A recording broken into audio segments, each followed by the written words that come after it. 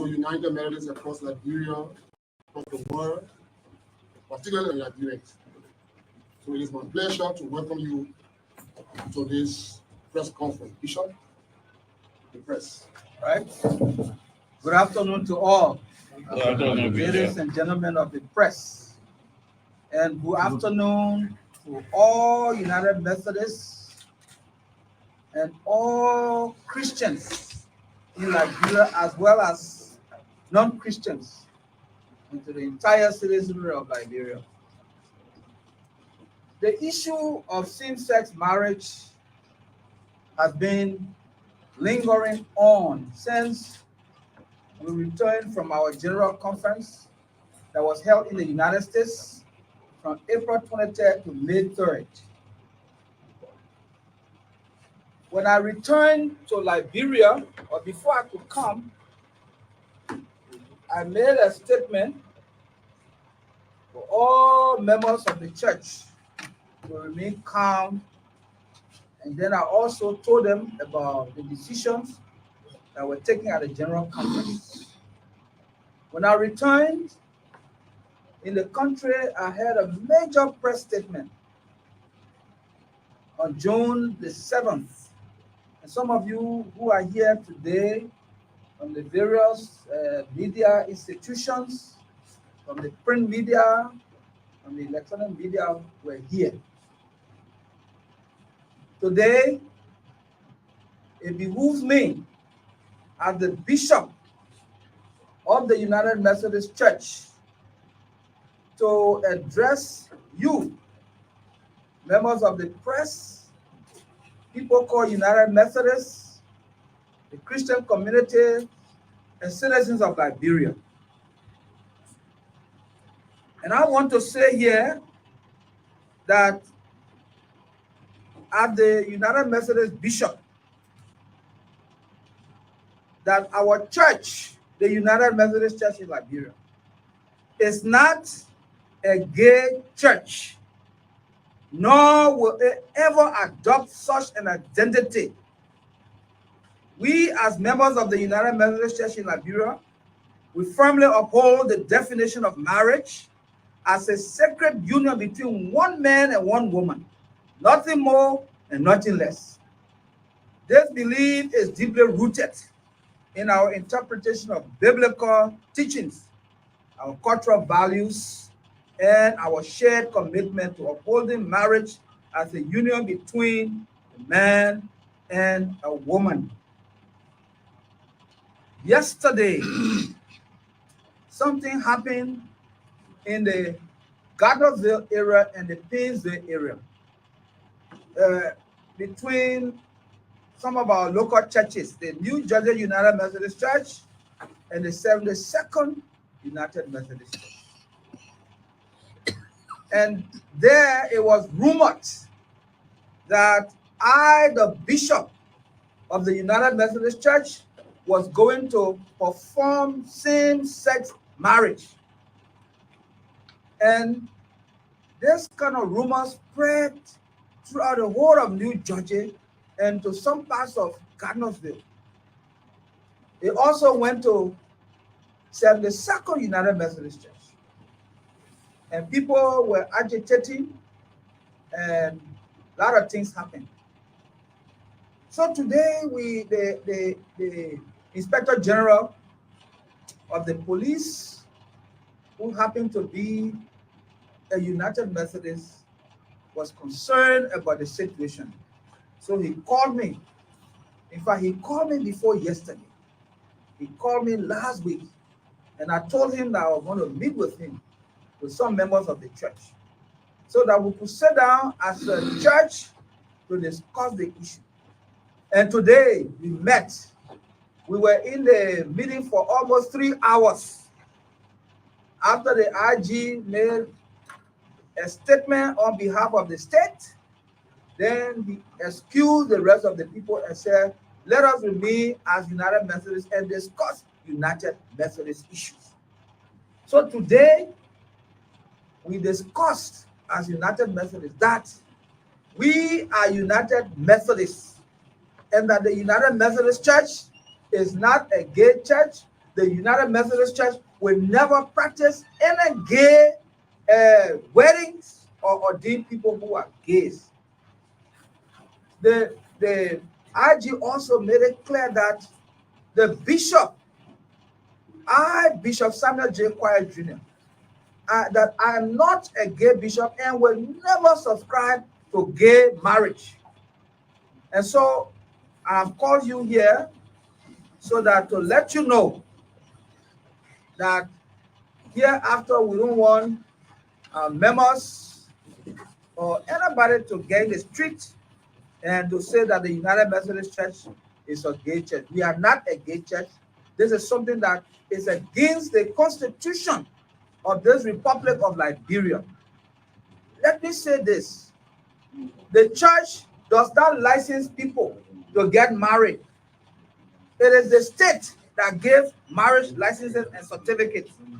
And I want people to know that by the time you think about when somebody say, oh, they are performing same-sex marriage, well, the first thing that should come to your mind is that, oh, is the government giving people license now to gays?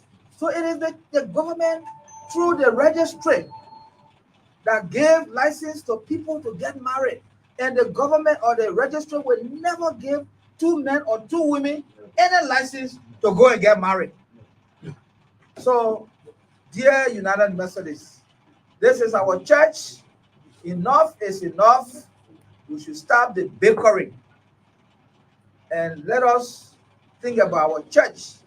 And this issue is not disturbing only the United Methodist Church, but it's going strictly through the Christian church, the Christian community.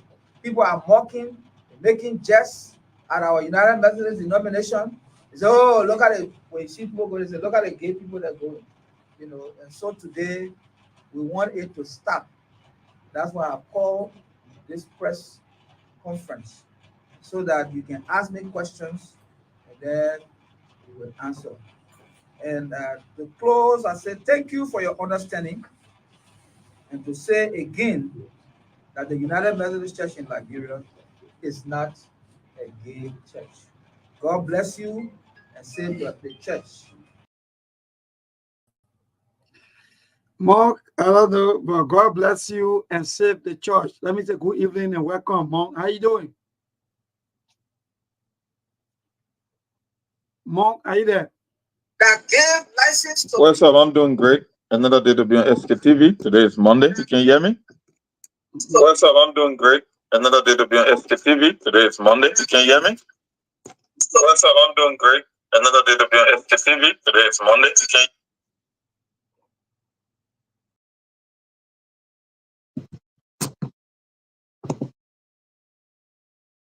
Mabel.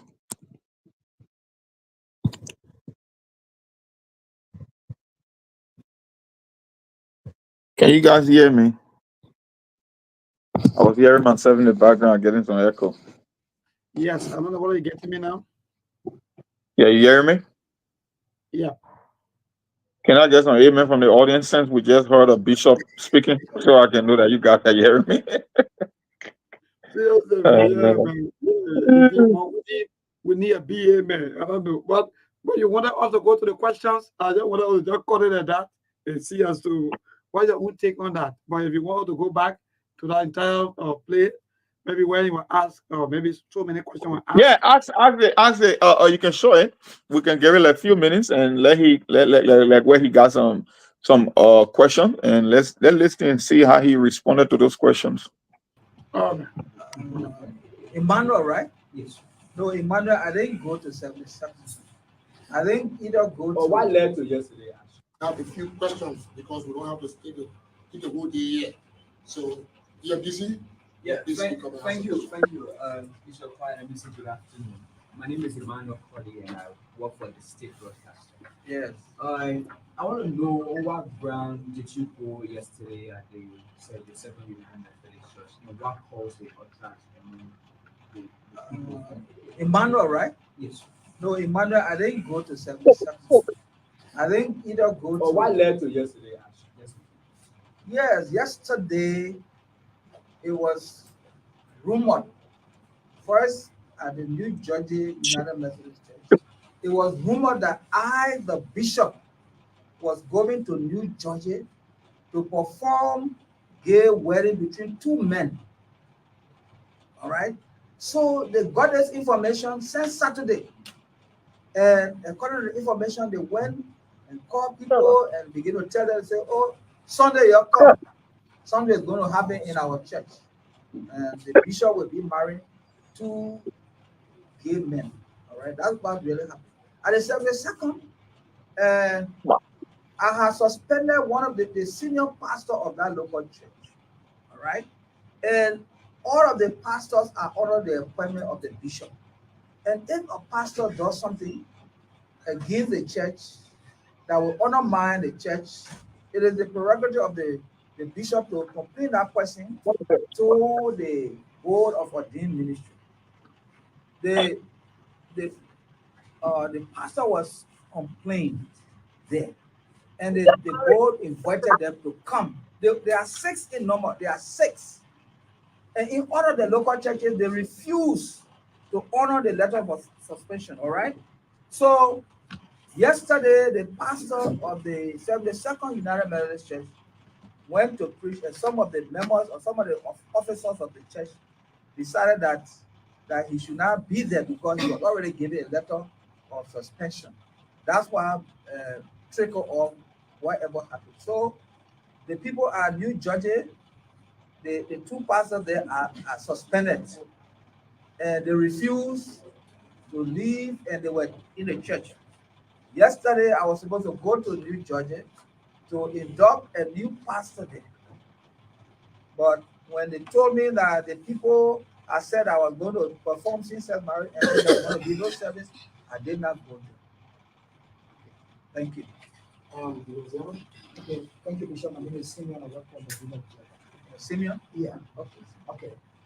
Information management, and is key to maintaining and upholding. Information management is key to maintaining and upholding the integrity of every institution. Yeah. You spoke of coming from the United States and providing information to the people regarding the same-sex marriage. Do you think something went wrong, and you as a bishop you needed to have done that you didn't do right there that possibly is problem? No, I don't think anything went wrong. But as a bishop, I did what I had to do. All right. When I got on the ground already, before I could even arrive here, there were demonstrations all over this city. People carried placards, and on some of the placards they said no to same-sex marriage, and they were accusing me of accepting bribe and all kind of thing, of signing gay rights. So when I came as a bishop, I did what I had to do as a bishop, right? So I didn't do anything wrong. Yeah. So my name is Young October report for OKS and TV.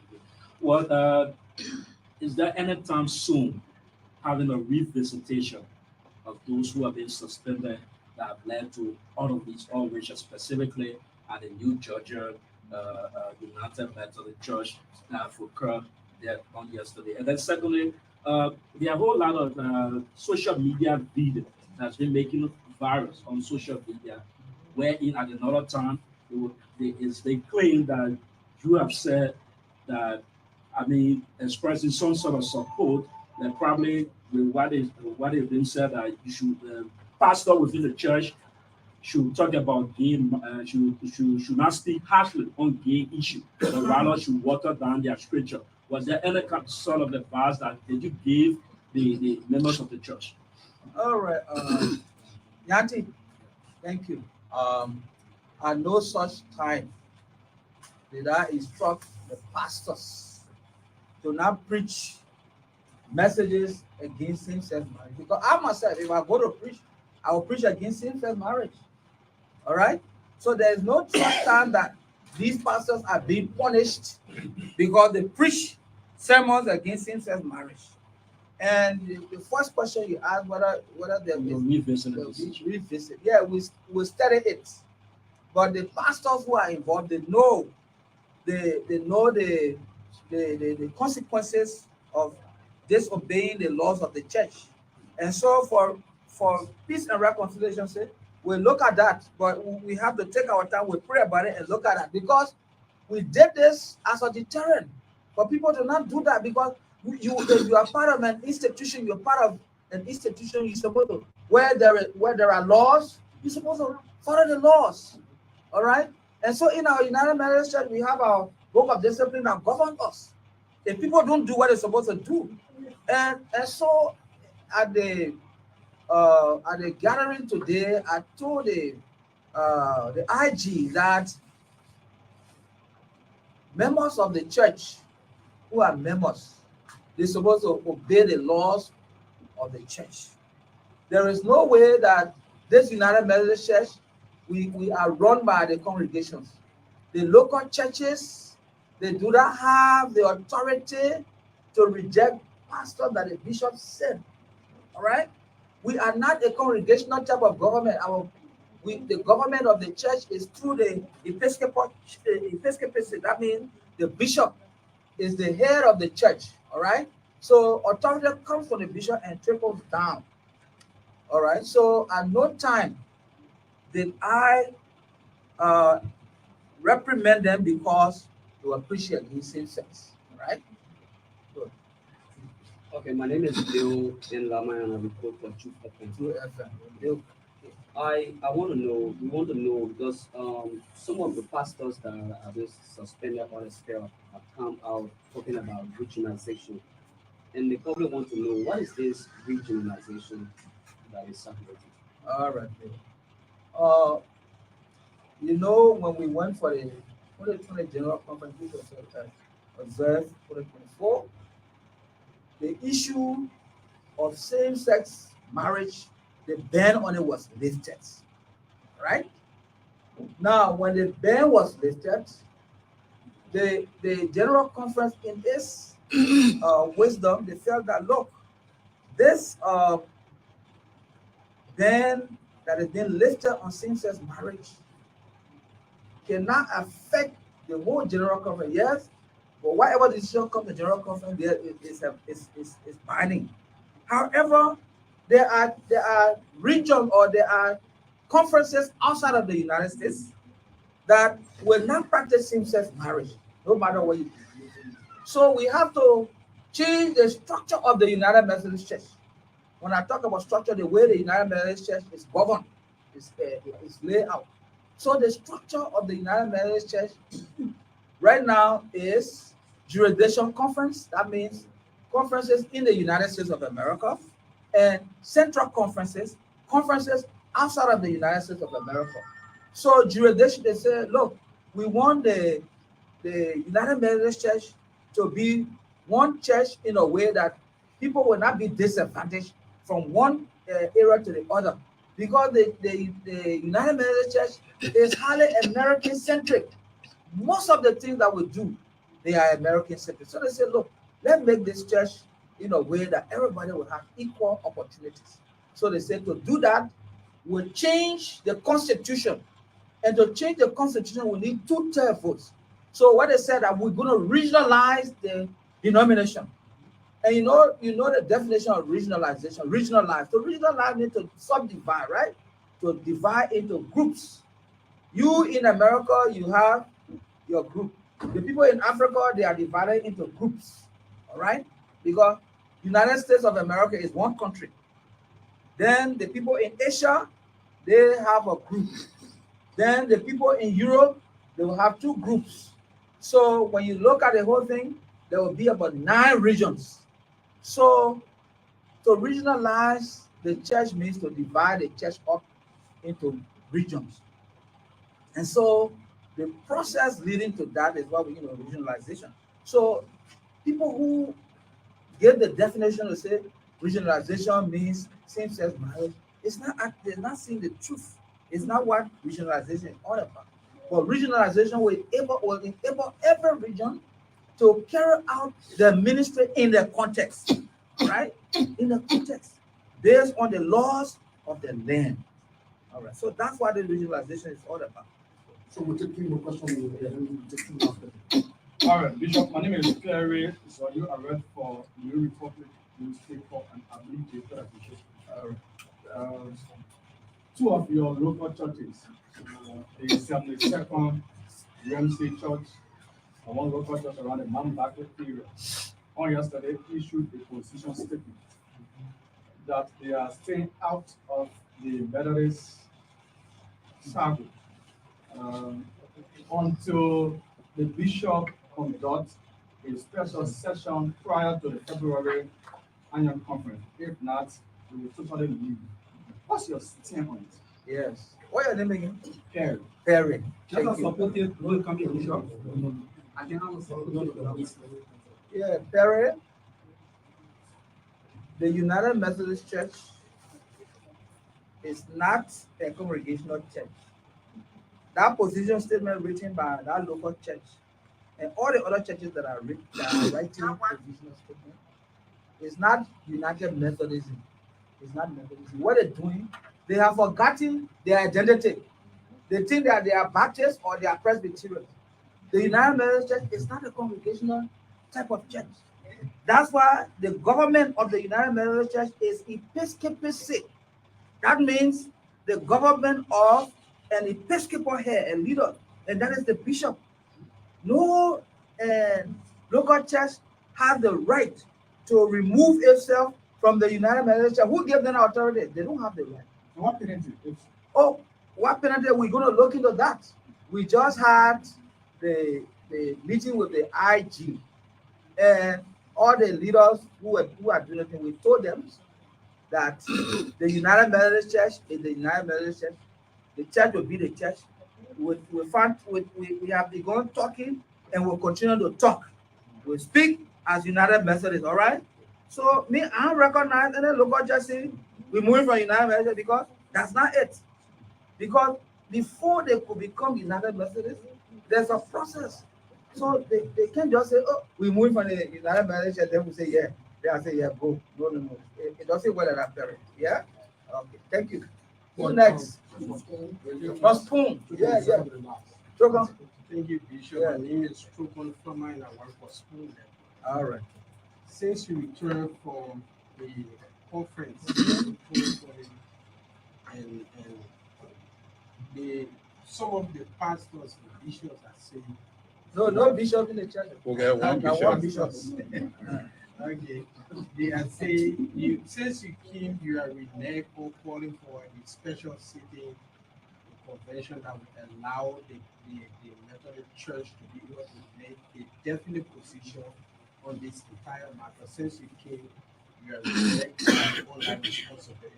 Why you refuse to hold a special conference? That's one. And due to that question, you met the argument. The other day we were in Lima County, we saw how church members, when are you, they threw water bags at your vehicle and they're beginning to attack you. And you just met the police. Are you safe with what's happening around you now? Well, I'm safe because first, God will protect me. Secondly, the laws of this land are supposed to protect every citizen, right? I am a citizen of this republic. And I'm not just a citizen, but I'm an eminent person. So if anybody, but the first thing is my first protection is God Almighty. Because if I tell you how I left from that group in Lima County, in Gompa City, you will not believe it. And the interesting thing is that church, it got the rocks. So rocks all around. But what made the people to use plastic bags to throw at the car and not use rocks? That is to tell you that God protected me and he took me for all of that. Now, your first question is that in the first place, for them to have even attacked me is a situation that something is wrong with them. They don't have the feeling. Even if you're angry, there is no way in this country where you see people throwing stones or insulting the leader. If you're a leader, if you have problem with your leader, you need to find a way to meet them.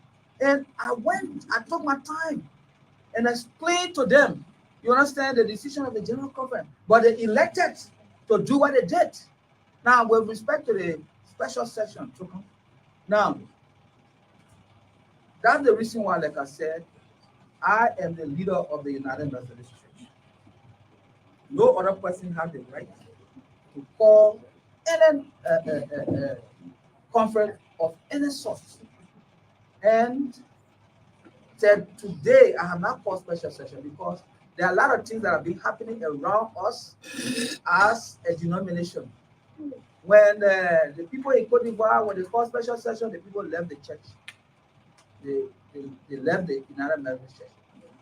When just recently, in other areas like Zambia and other places, the people called special session, the bishop, they left the church. Recently, in Nigeria, the bishop of Nigeria, he resigned. They called special session. Some of the people in Nigeria, they left the United Methodist Church. So under my watch, I will call special session for people to leave the United Methodist Church too. I said, no, that's not the right thing to do. It's not wisdom. All right? So, talk on that, the reason why we have not called any special session.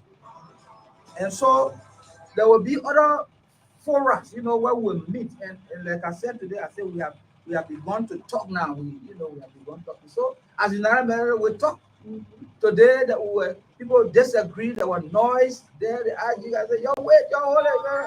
But at the end of the day, the IG said, we are United Methodists here. Y'all get up. Let's talk like United Methodists. So we have begun talking and we'll continue talking until we get to our annual conference in February 2024. Thank you so much, Bishop. My name is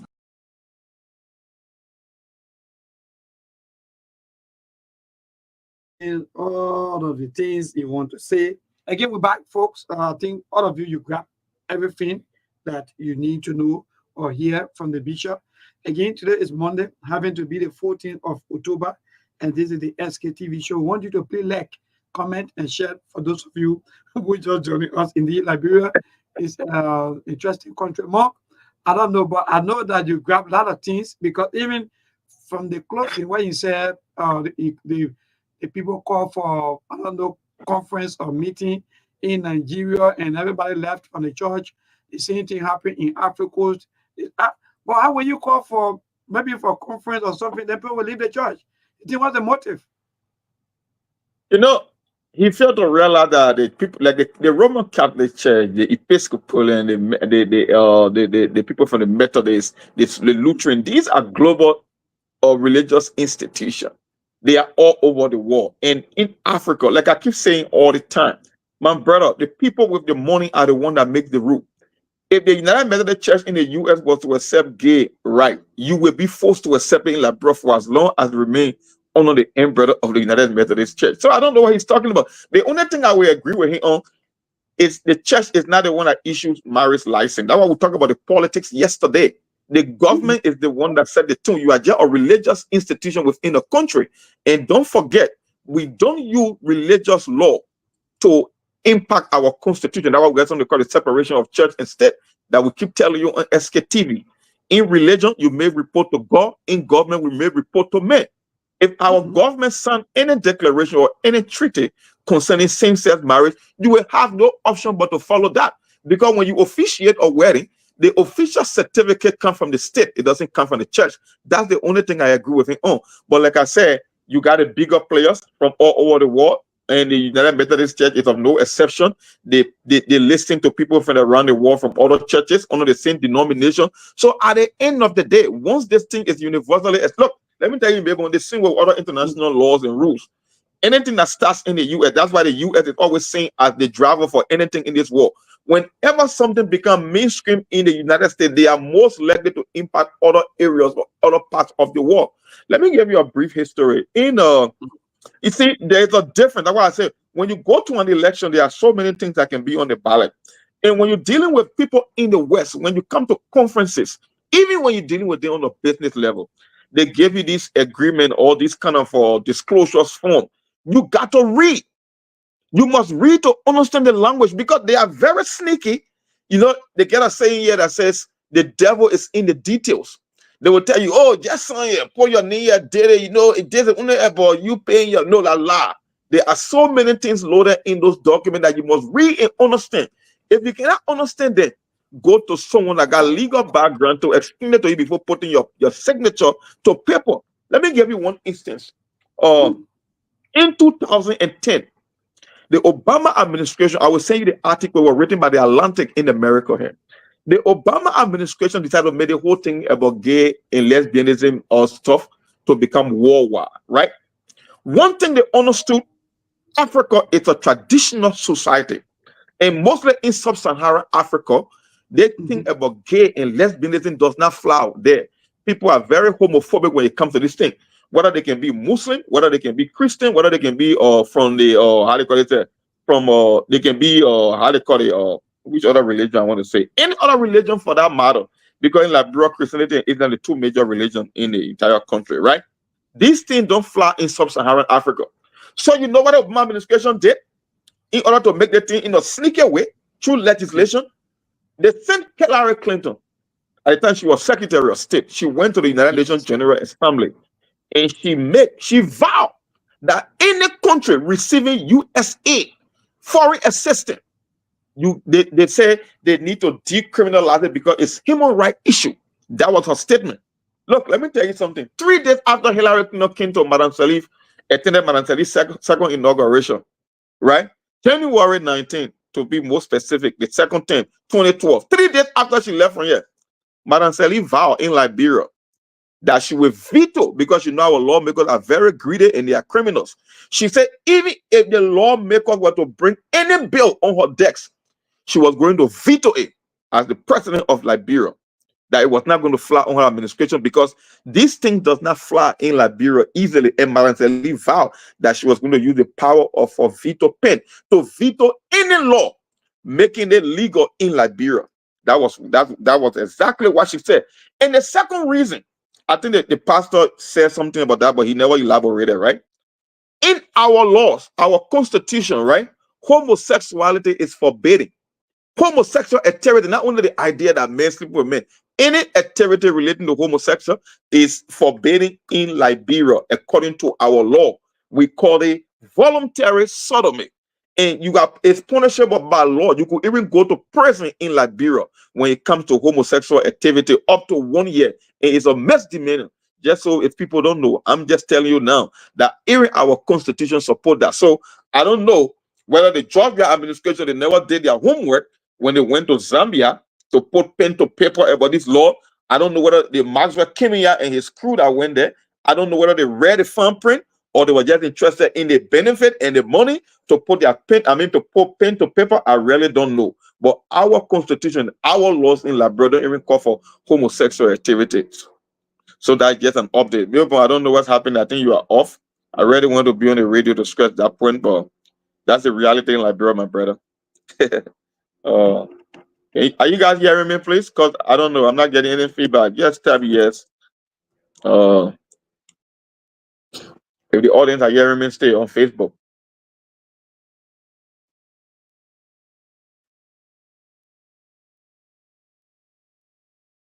Hello, folks. Can I get some feedback? All right, Joseph Control say yes. Okay. All right, that's great. Well, that's why we stay on the issue of gay and lesbianism in Liberia or sub-Saharan Africa as a whole. And the pastor is saying all the right thing. I'm just asking. My thing here is when you are part of the United Methodist Church, you are not only in Liberia, you are in other parts of the world, most especially. So if these things are accepted here, or if they're acceptable in the US, I don't know how you can be part of the UMC, and then you say you want to go contrary to what people are agreeing to in the US, because when you if you're part of the Catholic Church or Episcopalian or you are Methodist, Lutheran, no, you are not only in Liberia, my brother, you are worldwide, you are global. So the bigger players will always be the ones to make the rules in Liberia, or not only in Liberia, but any part of the world. My thing here is, are you going to say because you are the head for the UMC Church in Liberia, you will oppose whatsoever they do or whatsoever they practice when in fact you are a global organization? I really don't know. So that bishop or whosoever, I think he got a lot of explanation to do, because the thing here is it's being supported here, and I don't know how he's going to go against it and be under the umbrella of the UMC. So we got more to see. I will keep telling people in terms of how they call this stuff when it comes to whether it's the issue of abortion, whether it's the issue of gay right, whether it's the issue of how they call it now, the new thing that coming, they call it gender reassignment surgery, whether we will accept this thing, because I know I will keep saying it over and over. These things are not acceptable in Africa. Apart from religion, from a cultural standpoint, from a traditional standpoint, these things are not things that we practice in Africa as a whole. So it will be a very tough thing. And when you get the US government, like I said, it all depends. That's why I find it very comical most of the time when I see people come African descent talking about their liberal. I really don't know whether they understand the foundation or the idea of liberalism, or maybe the politics that they listen to or the practice that they just don't pay attention, because these are some of the things that people draw the line in the sand. People believe in it. We Africans will believe in traditional family value. We believe in men and women. In some instances, the guys from African country where you can marry multiple wives. The whole issue of gay. But anyway, it comes to the thing called skills of preference. Some people already don't know how to analyze politics, because that's why you see. I tell people when you study these people politics, you look at even people from different parts of the world. That's one of the reasons people from Latin America does not vote Democrat, because for them, their social, their moral value, or the current value voter, it's more important to them than any healthcare bill or any tax policy or any immigration bill, because these things are dear to their heart. These are things that they prioritize. So somebody coming from Brazil, somebody coming from Cuba, somebody coming from, let's just say, or Venezuela, Argentina, more than likely they are not going to vote for liberal policy. They are not liberals because they coming for societies, or they coming for country they are coming from. No, these things are not acceptable. So there is no way they can come in this country and call themselves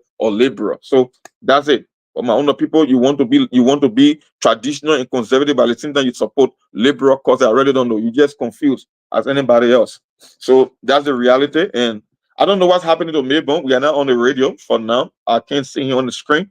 So we're giving a few seconds and hit that. Yeah. We'll see. I don't know. But we really want to be on the radio. But it's a very important topic we want to discuss today. And that's it. Now in the US, now they are touching their you will have to accept, because the thing is, we keep saying it all the time. Economic imperative are the one that drive society, because everything comes down to transaction in life. Everything comes down to transaction. The people with the money, the major players, that's why I keep telling you, our leaders come to UN General Assembly and all this crap. Even the non-permanent member role you were fighting for, my brother, you are just there just for being there only.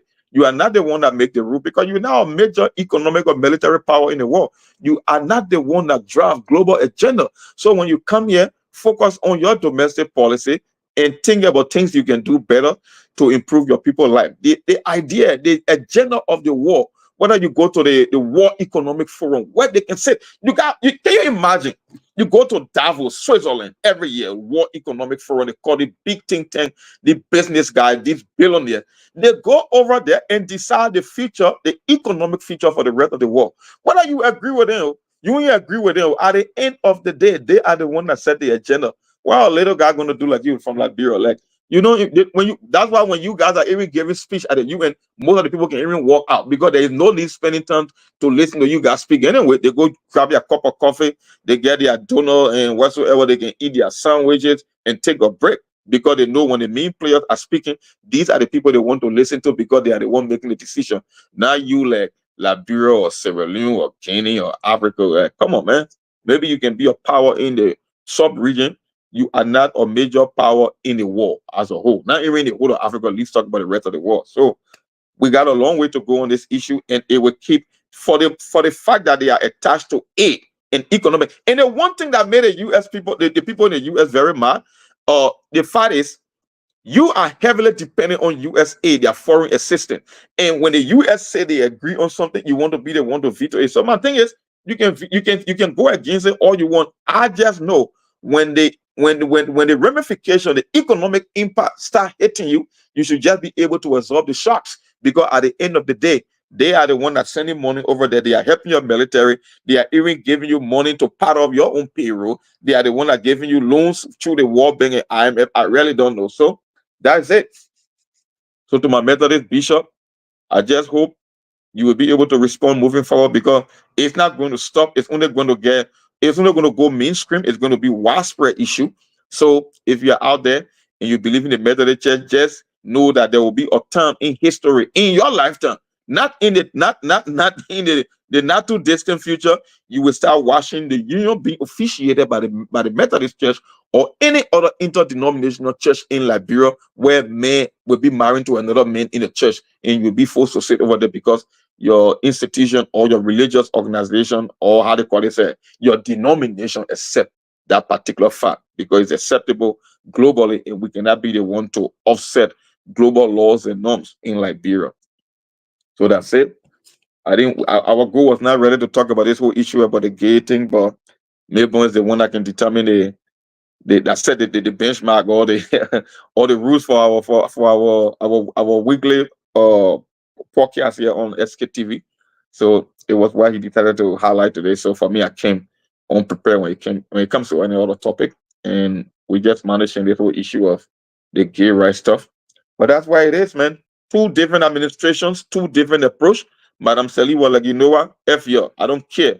If you think that you can attach gay and lesbianism law to foreign aid, then I think I will be willing to live with the consequences. But then we got another new administration that went to another conference, and then they signed something else. So, so that's it. Two different leaders, two different agenda, two different way of interpreting issue, two different way of approaching global affairs. So that's why it is. The previous administration under Madam Sally, they took a different approach. They understood the languages, or the language that was being used. They understood the agreement. They read the paper and they knew exactly.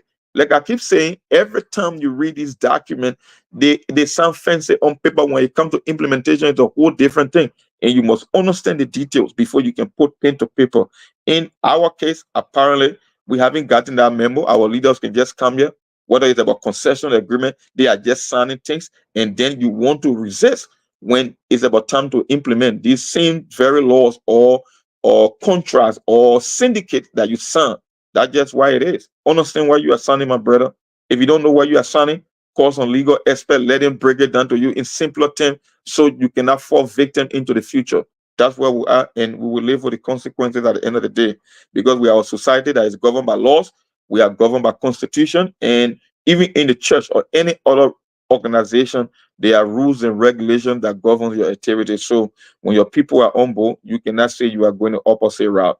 And this thing is very dear to Liberian people. And the only difference is when we were raising the alarm here, when we were calling and raising the red flag on SKTV, some people, for them, it's always politics. So once it came from the Georgia administration, they could care less. You know, the funny thing about Liberian politics, that how hypocritical we are.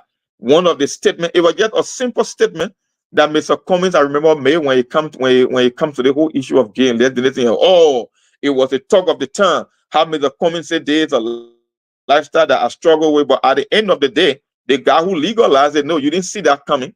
You was not interested in it, even though media outlets were raising objection to it. No, you never saw it, because for you, everything is about politics. So even though he was signing something that don't make sense, that is unacceptable in your society, but the only difference was, oh, you supported them. So for you, it was okay by then.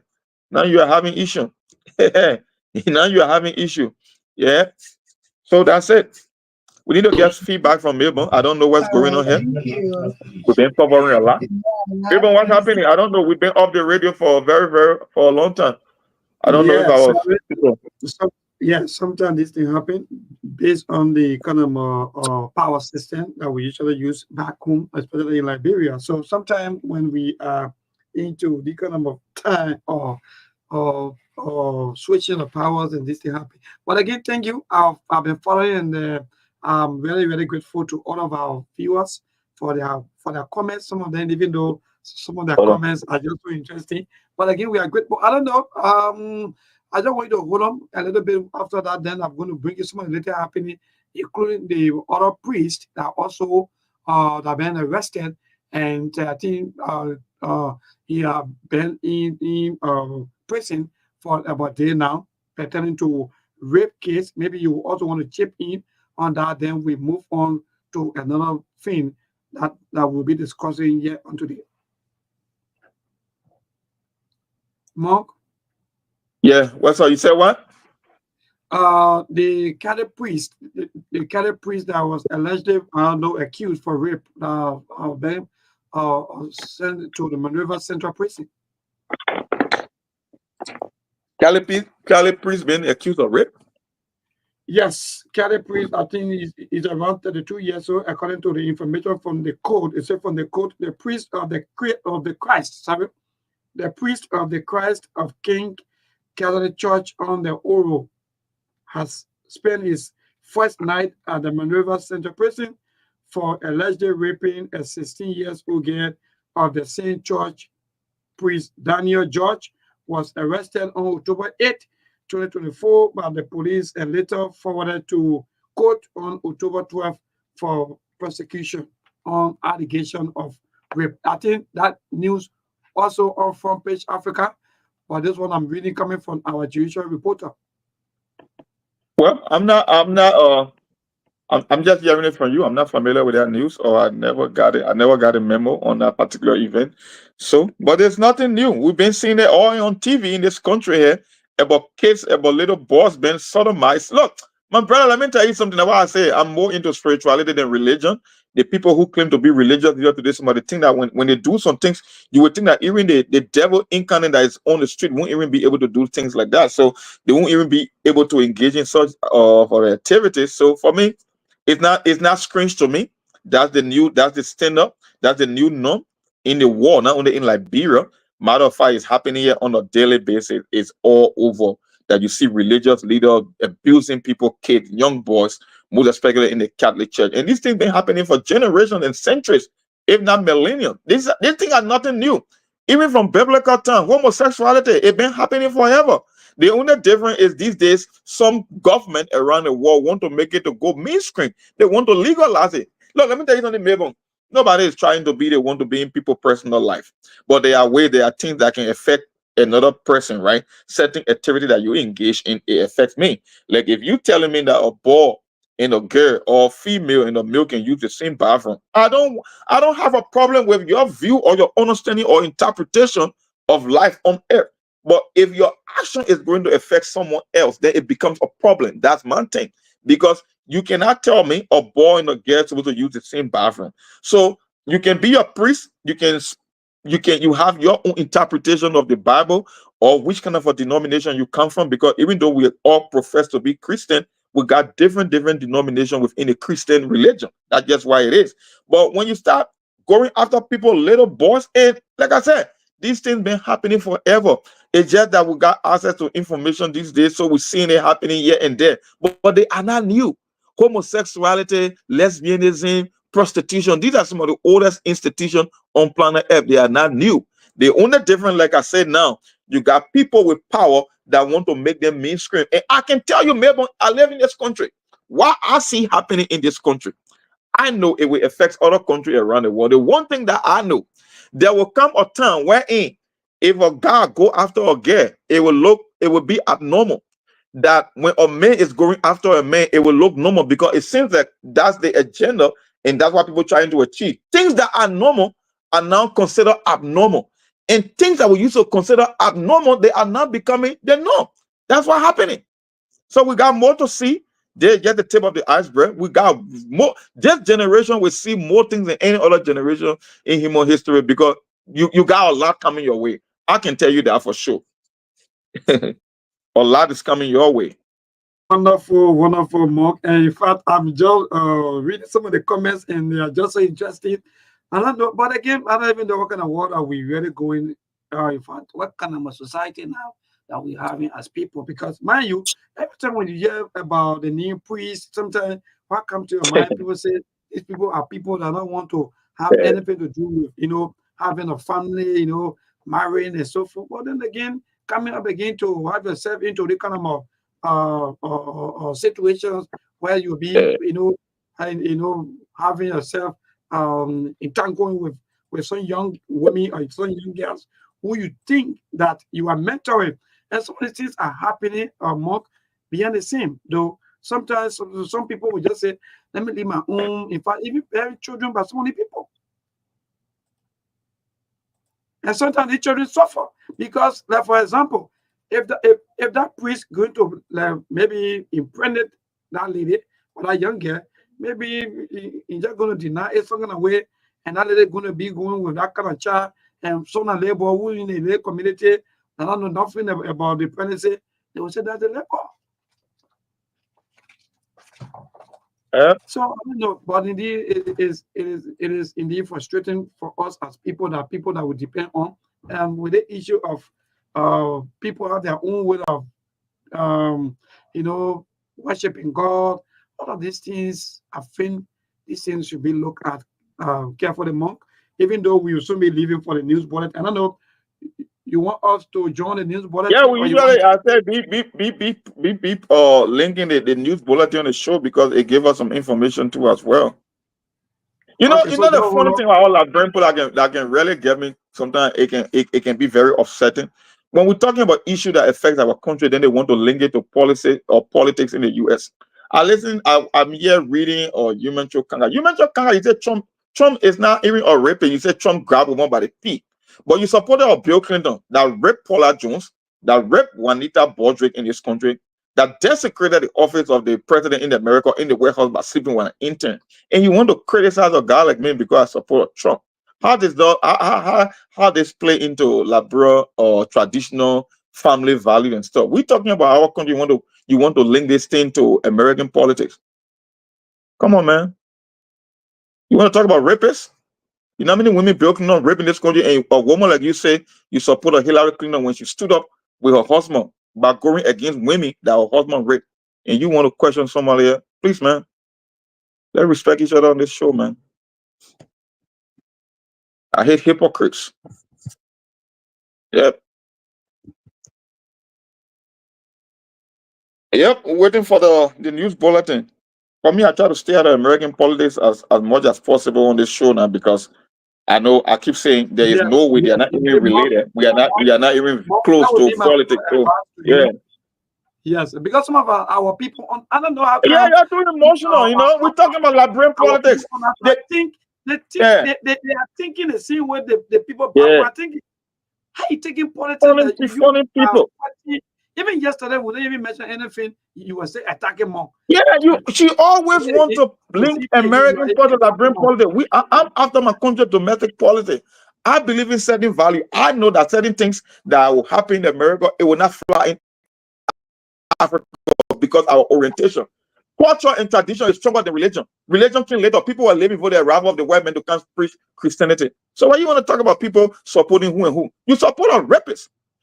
It doesn't kind of You supported his wife. when I come back after the news, we're going to check it, maybe Yeah. so many people so that they can know who are these people that they are even supporting. You can't be insulting other people or Come having from some. Africa as well, liberal. Do you understand liberal? Do you understand what liberalism stands for? Do you understand what liberalism is? Because you're confused. That's just why it is. You are.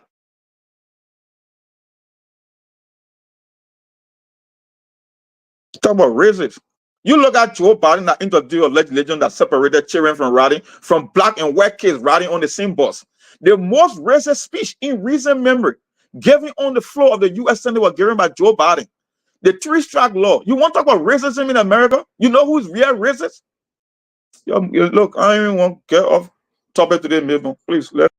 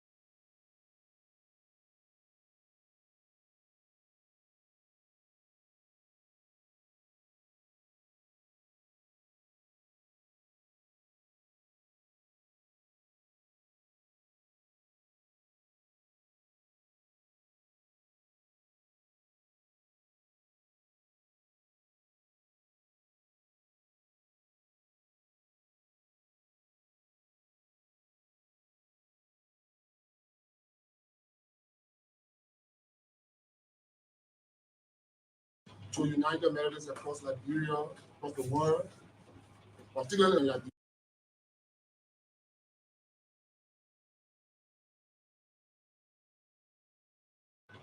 The press.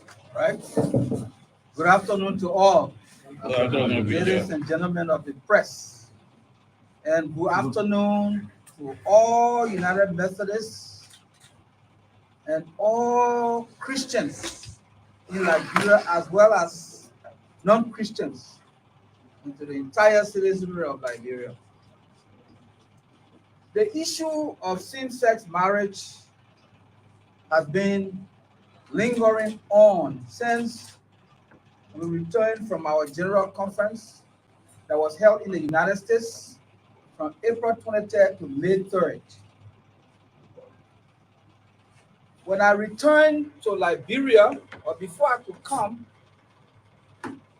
I made a statement for all members of the church to remain calm. And then I also told them about the decisions that were taken at the general conference. When I returned in the country, I had a major press statement on June the 7th. And some of you who are here today from the various media institutions, from the print media, from the electronic media were here. Today, it behooves me as the bishop of the United Methodist Church to address you, members of the press, people called United Methodists, the Christian community, and citizens of Liberia.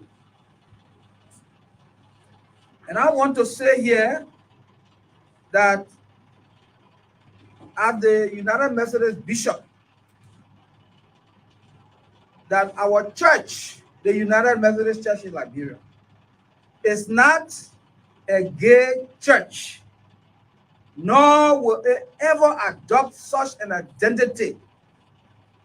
We, as members of the United Methodist Church in Liberia, we firmly uphold the definition of marriage as a sacred union between one man and one woman, nothing more and nothing less. This belief is deeply rooted in our interpretation of biblical teachings, our cultural values.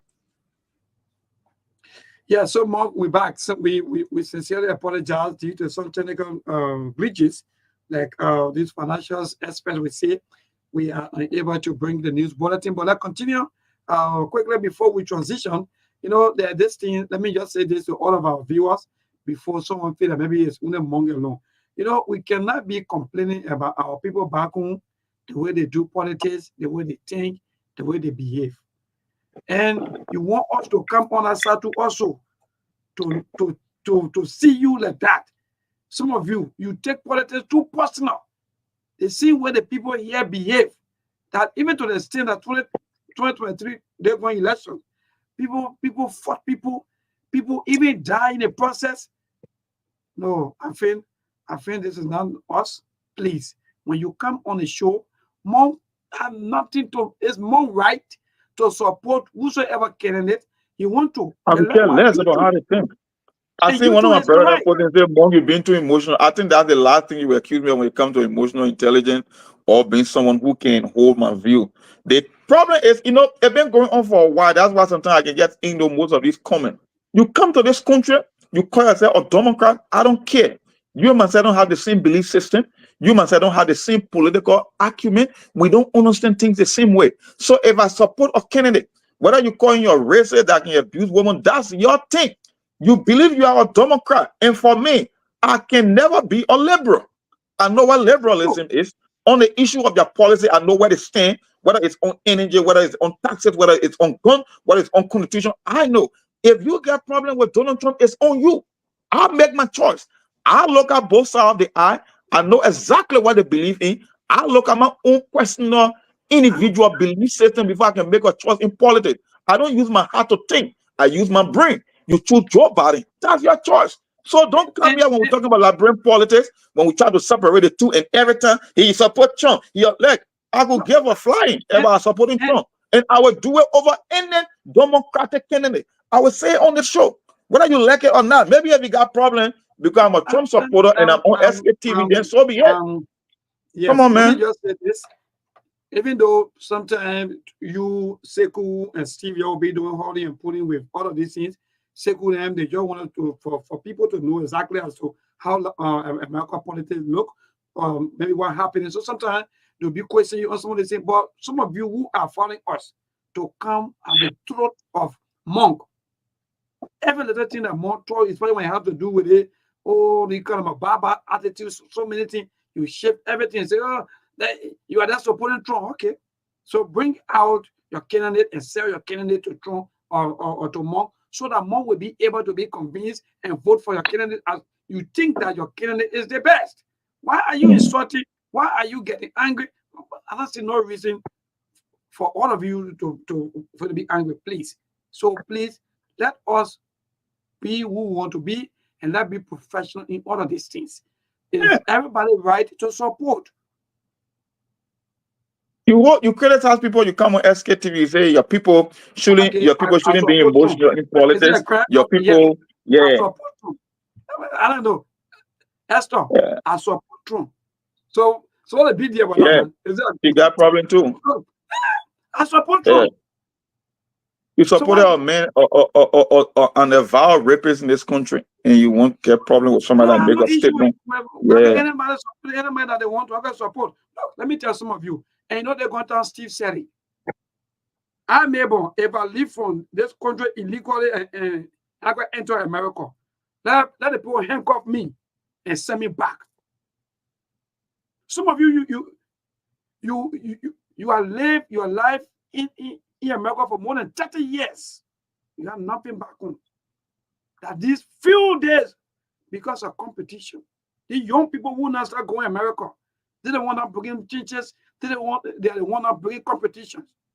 They are the one that even making people to believe that yes, indeed, that they can be in America and do business here and create companies here and build horses here.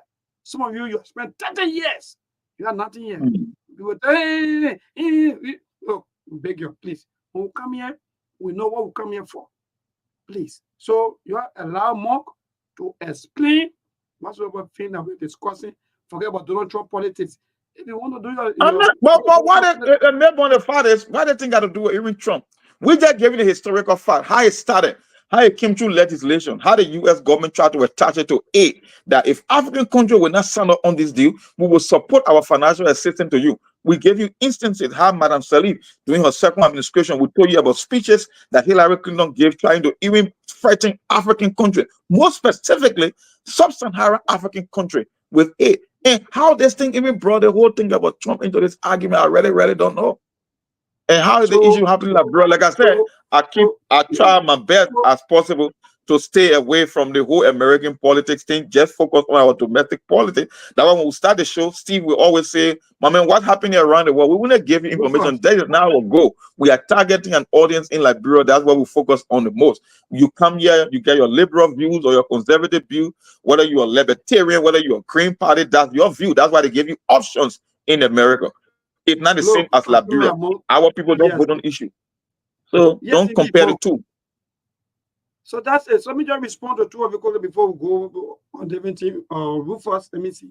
Let me go back to Rufus. Rufus said, no, nobody get any issue. Let me be frank. I may be personally. Maybe other people, maybe you may think. You see, and this are kind of mindset that some of you have, that the people back home, they have issue with us here. No, nobody have issue with you. Look, follow the Ghanaian on that side. Follow the Nigerian on that side. See the contribution back home. Some of you are doing well. That's the fact. But some of you are doing nothing. So, anyway, you see the people. So bro, let's go to the show. Let's get back on course. We can't let people to distract us here. So I had to call him. I don't know what kind of name you say. No, my brother.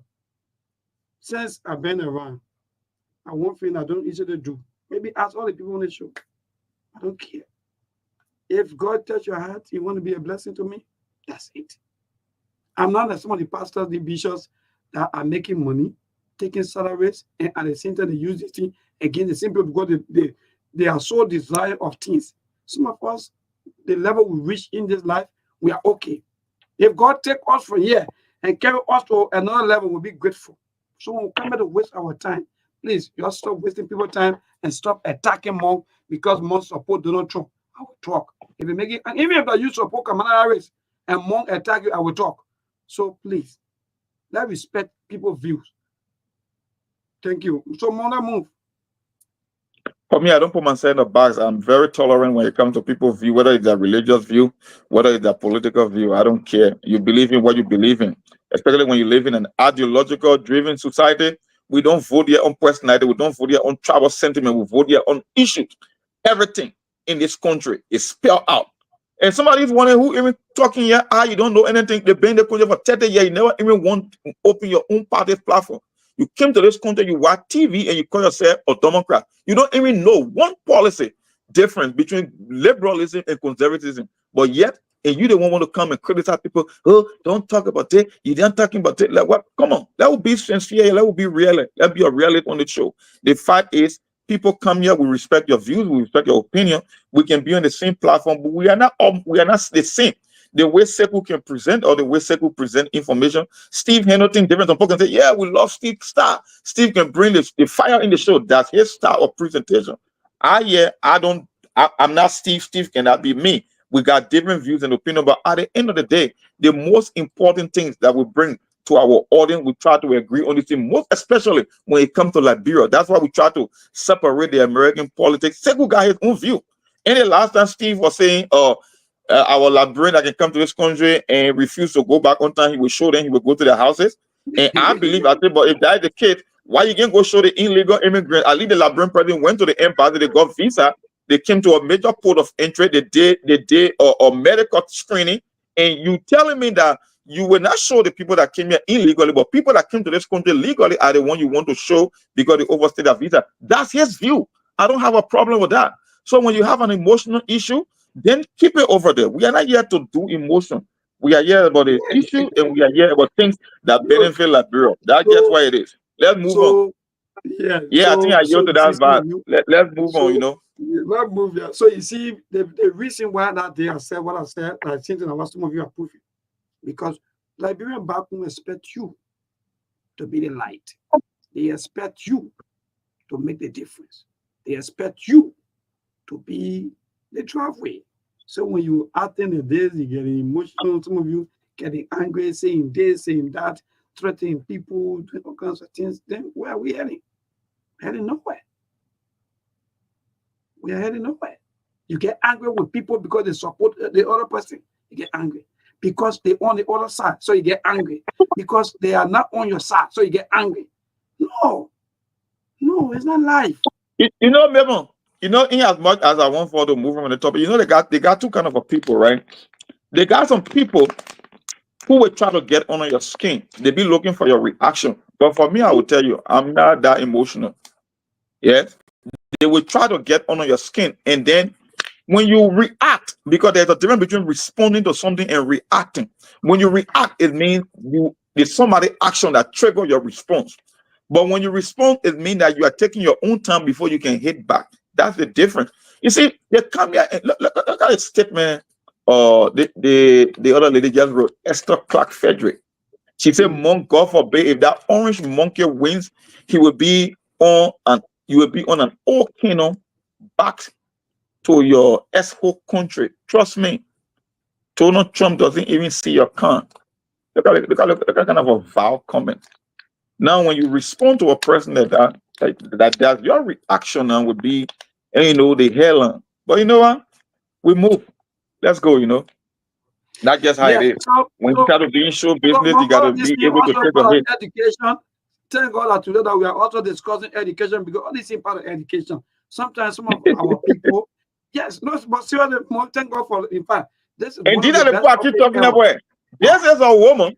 This is a woman in America. She the one saying that you don't know anything. She don't even understand the basic. The president of America is not the one that tell me who come to America or who leave America, except you come here illegally, because the Department of Homeland Security falls under the executive branch. Immigration in America is a Congress issue. You talk about nonsense that you don't even know. You're talking about Trump will send somebody back in the Okin or no. Trump cannot send me back. I came to America legally. So he does not have that power. He does not have the power to allow my entry in America or my exit out of America. If I want to leave from America, I will leave voluntarily.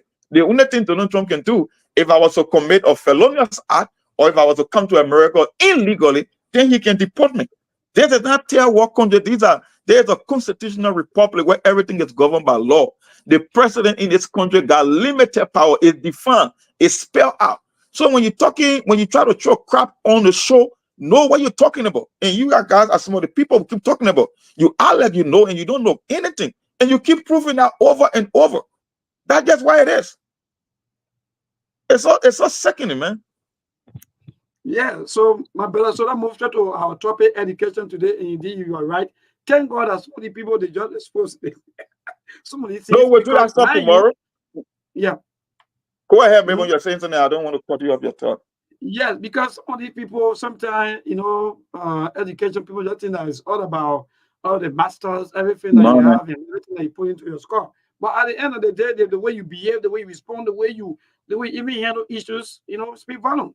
So I don't know, but you want us to continue or you want us to find different things? Let's just get, I think what we'll do today, Milburn, we'll do today, we'll just get feedback from the audience concerning the whole thing happening in the country. Then tomorrow we can continue with the educational series. And tomorrow, I will be expecting some of our older folks on the show, people that have some experience about the country. We'll show a video on the show. I think it will be the day after. Maybe tomorrow we'll talk about the whole issue about the economy and job and the whole thing about education, because what we see happening in Liberia is becoming a trend. And we really want to talk about that, about this whole thing about going to school, getting your degree, and the prospect of you getting a job is far-fetched. It's not happening. You get thousands and thousands of people graduating here and then thinking that they are pushing themselves to give themselves a better future. But at the end of the day, like we said, you go to school with the expectation of getting your job, with the expectation of putting food on the table, getting your career so you can earn a higher income. But unfortunately, the opposite, the reverse is happening in Liberia. So we'll get on that tomorrow. But for today, we'll just take some calls and respond to the people from back home about this thing that is happening, the political aspect of it, and then tomorrow we can jump on the educational series. I think we're going to stop there for now. So the line blinking. Please tell us about your own feeling when it comes to this. All of the things that are trending, especially with the lesbian or gay business. So go ahead to this color. Yeah, go ahead. Yeah, my brother, good evening. Thank you. People, this is David King. I know you from RI resident. Go ahead, David. You see, people in a much questioner with terrors. FGN is harmful. It's a harmful practice we shouldn't carry out. Then why are they trying to bring their own culture to us, which is lesbianism and gay activity? But the people too, they are giving you support and you are receiving all of the time. You are begging, you keep begging the people for money, for debt, for food, for everything. We noticed that the people using the gay and lesbianism to suppress countries in Africa. You see what they did to Uganda? Uganda, the people they don't support that thing. They just feel like Ghana.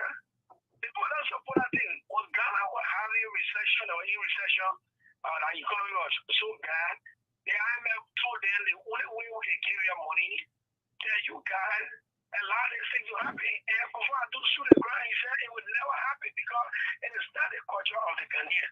So for Liberia, with her, our president was studying having a meeting with the Rainbow community there. And you know what that means. So for people to be having meeting with Rainbow community. Well, sorry, keep a calls coming. 0777 285 961 rim. I know it's a happy bad coming. They call it Africa. Now they get the LGBTQ, they put Q to it now. Yeah. 0777 285 961. That's the number to call us now and maybe you want to talk about some of these issues. One other priest also has been arrested for rape. So far, these are some of the news into the corridor that are trending right here in Liberia. according to the information, a priest from the King, Christ the King Catholic Church has been arrested also for rape and so forth. So many things though. Hello? Yeah, my brother, good evening. Go ahead. Okay.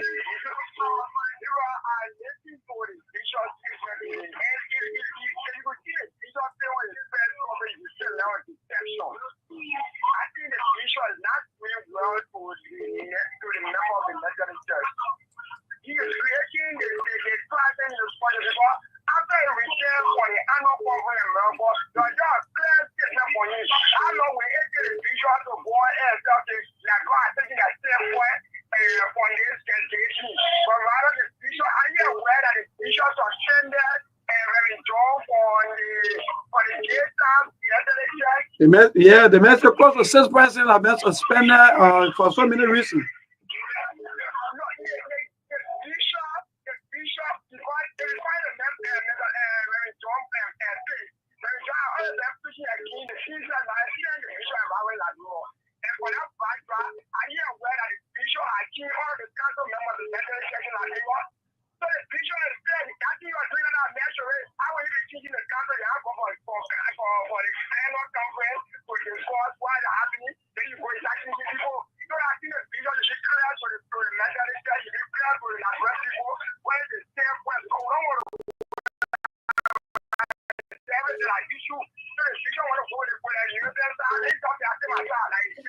But they said I get the money now. So what you do too, my man? They said I get the money.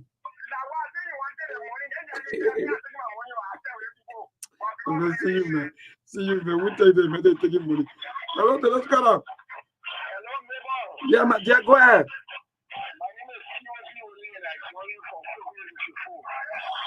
Go ahead. What's your response to the bishop?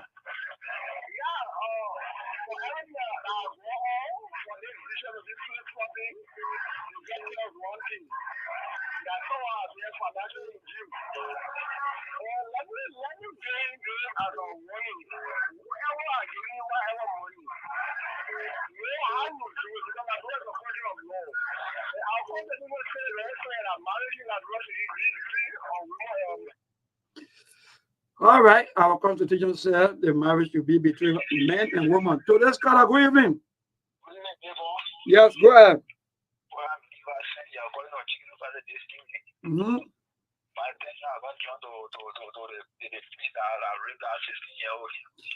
Yes, the priest, the 32 years old priest. Yeah, no, maybe I don't know why you guys won't be fooling themselves. Don't worry the war, I know. That whole relation that you say you bring that one woman, then at the end of the day, you bombard doing all of the way. It's not fair. We lie to look that go, you fooling all of and so children, so girls and women been having more children, but the people the other day, the children just up and down. I'm on the radio. I can tell you what I saw 1992. At the cathedral there, at the time I was working with North Star Security. 1992, I was sent to secretariat there. I'm telling you, so I saw it, I said, why the people will be fully go? No, they're fooling themselves. They're not fully go, the way the men and the human being is fully. When you be fully yourself, and you know God created a woman for men, men for women. But then you threaten her right, you say that one woman you want to be alone, but then you bypass it, going back people, children, it's fair. It's not correct, man, they must start fooling us. All right, it's not correct. Maybe. Yeah. Maybe before you take another caller, I got a caller on the line. I mean, we don't do this, but one of our brothers from here trying to chime in 1 minute because he's at work and he's on his break. Yes. So he wants to chime in before. Go ahead. Are you on? You live, bro? Yeah. Hey, Hey, boy, Mo, how you doing, man? Man, we're doing great. Yeah, thank you for the show. I just want to chip in a little bit as far as this method priest is concerned. People got to understand that those things are far beyond the ability of that man to do anything. I mean, one of the biggest Lutheran churches in the United States, and we are facing the same problem. You know, we have these big donors. You know, we got soup kitchen, we got food pantry, and guess who gives those food? I mean, those donors. You got fan club. You got all those. A lot of those people, they are laborers. People like Steve Harvey. I was watching this one show and see how they say he gave to the church. You know, he gave to the church. He then necessarily go to church. Oprah Winfrey, these people go to the church, and these people want their agenda to be met. So sometimes when you see those pastors, I mean, traditionally, I don't encourage anything like that. But people got to understand that, there are forces beyond those priests. In the United States here, even us, my church, man, the people that are trying to make us do the same thing that we should follow. Okay, and yeah, seriously, man, we had a council meeting last week. Those people are people who find out. Now we even hearing it's in the press now because churches don't pay taxes here in the United States. So what they're trying to do now, that's why we should pray. If you're a Christian, what they're trying to do now is look, they want to impose their agenda. Okay, if you don't want to do what we say, if you don't want to marry or gay people, well then you stop paying taxes. Yeah, we revoke your 501c. Exactly. You know how many churches were closed down here in the United States? So these things people got to understand. Sometimes sometimes it's hard when we talk about these liberalism. People get vexed. Oh, this and that. Traditionally, that's not how we came up. But now they are putting this thing on world leaders, like you were saying the last time. World leaders, they are succumbing. Too much stuff happening. So as much as I don't condone the whole gay marriage thing, people got to understand that those churches, they are being financed by these same people in the United States, those startup people. And those people will impose their agenda, whether you like it or not. Yeah, thank you very much for having me. Thanks, Rosa Pro. Thanks for calling in. Mabel, you can take it from there, please. Yes, thank you. Even though, Mr. Mark, I didn't ask you as to how much money bishops made, but I know we'll go ahead. Let's call on. Hello? Hello? Yeah, go ahead, brother. Your name and from where you join us. I'm calling from Snow Hill, Ghana. I'm a follower of this show, and I'm so great today to at least get you. Okay, thank you. But, Mom, let me be frank to this. Sorry if I will say this on your class. I cannot call the mentally get a bishop anymore. Oh. No, let me tell you something here. I cannot call him a bishop. Why? That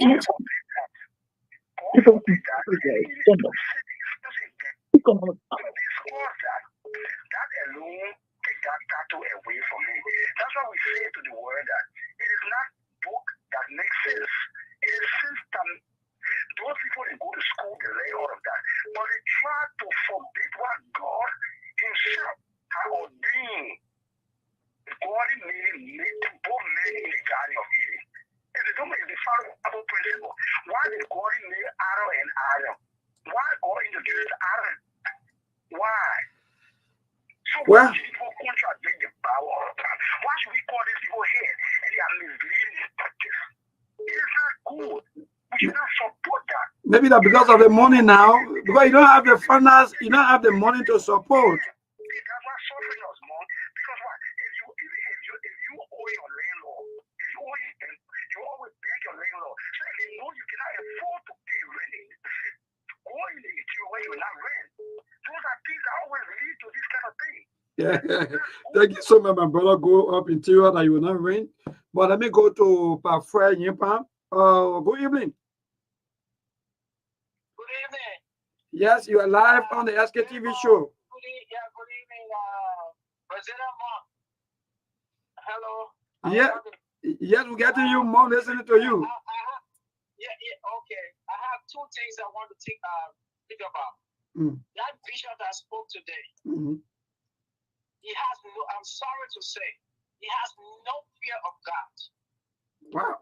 The reason why I'm saying that is, he has no fear of God. The reason why I'm saying that, because if he came to a conference in America and they asked them to go and carry that gay mess in Liberia, and if he believed in God, if he has the fear of God, he should stand right at the congregation and told them and said, my church will not partake in this thing, because the God that we serve is not in favor of it. He has no fear. They will have fear of God. We stand up for any authority and say, look, stand up like the three Hebrew children. We will not bow down to you. If because you don't support us, so be it. But we serve a living God. That's what you shall say to those people. That's why I say you fear no God. You got no fear of God whatsoever. They say he's not going to have a conference because when you have the conference, the people will leave the church. Indeed. Oh, indeed. So that's a fear. I'm not saying no. You fear that they go live. Are you serving the conference or are you serving God? I'm sorry, Bishop, but you don't have the fear of God. I'm sorry to say bullet. Oh, thank you. Thank you so much. Okay, second one. Yeah. Wait, no, go, the last one. Yeah. Please. Yeah, go ahead. I'm calling, I just want the president of our country, Mr. Nima wake up. That wants to replace the ambassador to America. I just want to let him know. Does he know who that guy is really, who he really is? The man that served in the government, Ambassador Extraordinary Ambassador, that served Liberia at the UNESCO, was General Counsel in Paris, was General Counsel in London. He came to New York as a General Counsel, he was there. On a sudden token from there, and sent him right to America. He was next to Solomon. On a sudden token from there, sent him to Kuwait. And he was in Kuwait. Because we have brought him back because the ambassador that was there, I don't know what happened, whether he was qualified or unqualified, I don't know, but they brought him back. And the men that know inside of the State Department, is that the man you want to replace? And if you are replacing him, I think you should make him Minister of Foreign Affairs because he has been in the field over 35 years. He is a career diplomat. What's wrong with our leaders? Why they don't let career people that know what to do? What? Mr. Brother, what's wrong with you? All right. What's wrong? Thank you. They are listening and they're going to look at some of these things and maybe, who knows, maybe they're going to keep it there or maybe they're going to maybe changing to making foreign minister like you are recommending. Thank you so much, Mr. Yimpan. Thank you. Thank you so much. So yes, indeed, keep a calls coming. 077-285-961.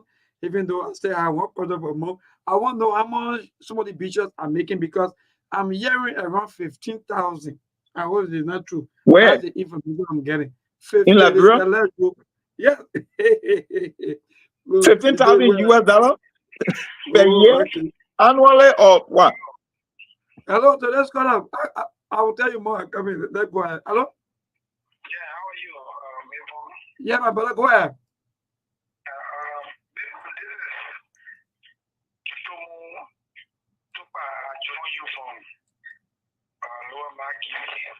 Go ahead, my brother. You see, we are traditional people in the country. And the church we depend on for refuge. And like the church is no longer a place for anybody to depend on. No, the church is still a place. There are some good churches. Yeah, because the church, what they are doing is terrible. Maybe you know God destroyed Sodom and Gomorrah for the sin. Today, Sodom and Gomorrah are no longer in existence. Nowhere on planet Earth you can find Sodom and Gomorrah. But you can see Babylon is in Iraq. You see Jordan, you see Syria, you see Egypt. All the places exist. But Sodom and Gomorrah never exists in our days. So that is to tell you how much God hate you gonna be.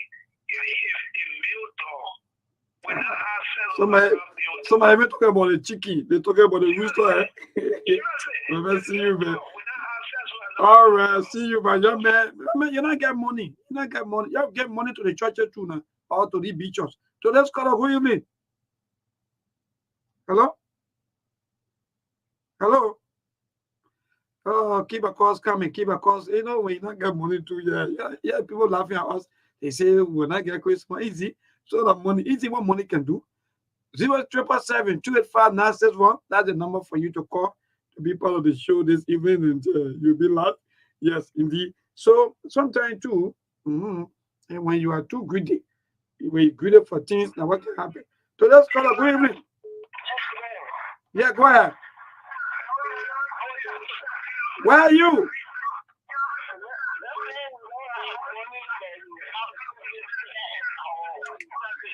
My brother, I hate that. Me, I not get money, but I get integrity.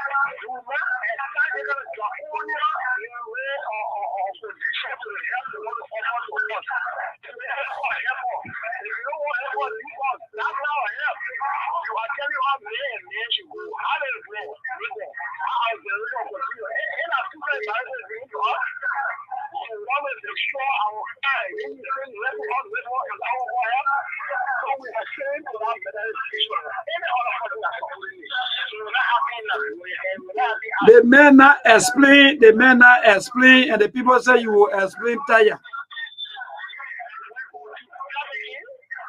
I said the men not explain to you, then you're saying that the men will explain tire.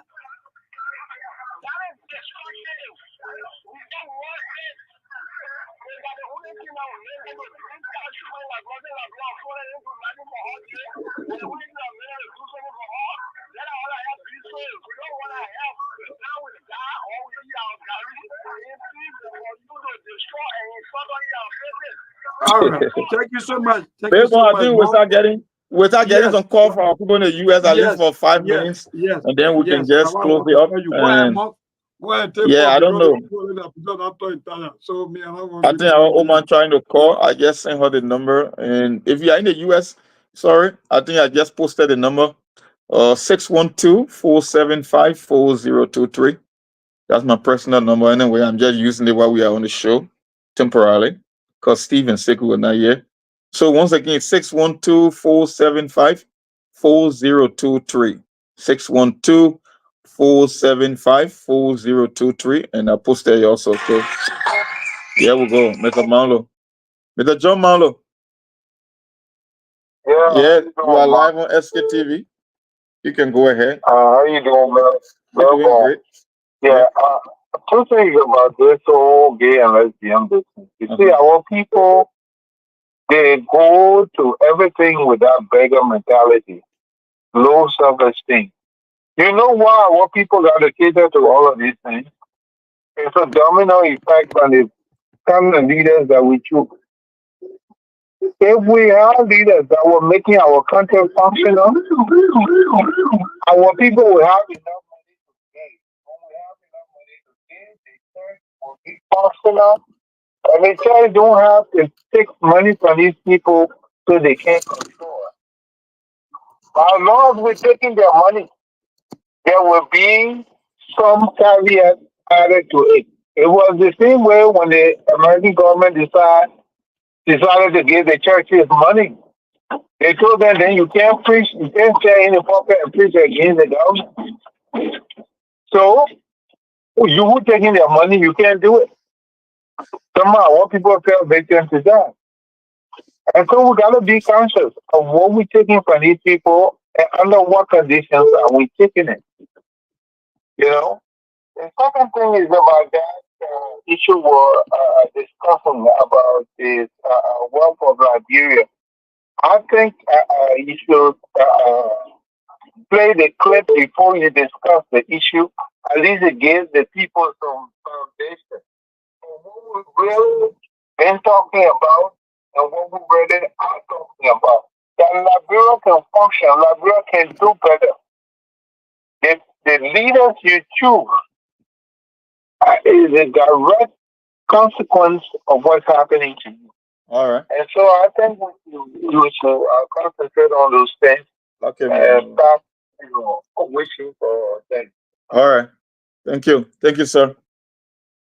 Maybe hold on. I got another caller. Sorry. from our woman here. She's trying to call Sis Miata. Let me get her on. Maybe are you getting me? Yes, Mark, I'm getting you loud and clear. Yeah. Just that it's just Hello? so interesting. Your name and where you calling from? Miata Herring. Yep. Sktv Oma. Sktv Oma. Yes. How you doing, Monk? I'm doing great. How you doing, Monk? We hanging in there. Good afternoon, evening, Liberia. Listen, Monk. You know, I always say on this show that Liberia's problem is not politics. Liberia's problem is illiteracy, which breeds the magnitude of ignorance that the nation is faced with.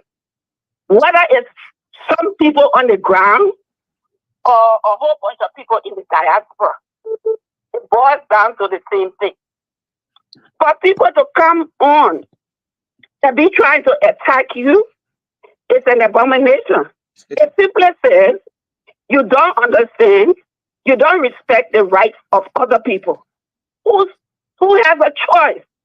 Their choice is to decide who they want to vote for, who they don't want to vote for, who they want to hang out with, who they don't want to hang out with, who they want to have sex with, who they don't want to have sex with. That is their choice. None of us behind anybody do their own door or otherwise to know what they do. There are a whole bunch of hypocrites. There are a whole bunch of gays and lesbian people all over the world. It's nothing new. In the Bible that we want to be acting so holy moly and we're such a Christian nation, in there they talk about the people. This is not a new thing, just like you said, Monk. Prostitution is older than Methuselah. It is what it is. The only reason that we didn't know about it before is because we were not privy to the kind of technology that we have nowadays, where everything come out. Gay people were doing gay things in Liberia long time. All of it was hush-hush and secret. The priests there were messing with those guys there in a whole bunch of schools, guys and boys. It didn't come out because it was a secret. The Pope, who's the highest man, and the Catholic people, what kind of lawsuits have been going on all over the place? It's about these priests sleeping with boys all over the place, especially in the United States, where it's come out. There's been lawsuits and lawsuits and lawsuits until even those people try to change the way that they look at things. The thing is, we Liberian people, we don't want to make no research. We just go by the drum of the beat. The bishop itself, when George Weah government, like you were talking yesterday, people listening, when they went to wherever they went to, I forget the name of the country, and they signed that paper, it was way before the bishop came to the conference. So the bishop should have been knowledgeable and aware of what happened in his own country already, and he should have sat down and weigh the situation, the condition, and how he's going to present or what he's going to be presenting or what kind of stand he's going to take. In that video that you show, I hear him say he's speaking on behalf of not just the Methodists, but all Christians. All Christians, really, seriously? Yeah. Is he the spokesman for Liberia Christian or population now? If he's talking about Methodists, that's not what you're talking about. You should have done your homework before you went to the people conference. And as you said, these people don't, when you don't read, you don't know. Yeah, you don't that read. Some of these things, they're based on the financial. What a girl need, I supported Kamala Harris a few days. She's gay. Her father was big legislator,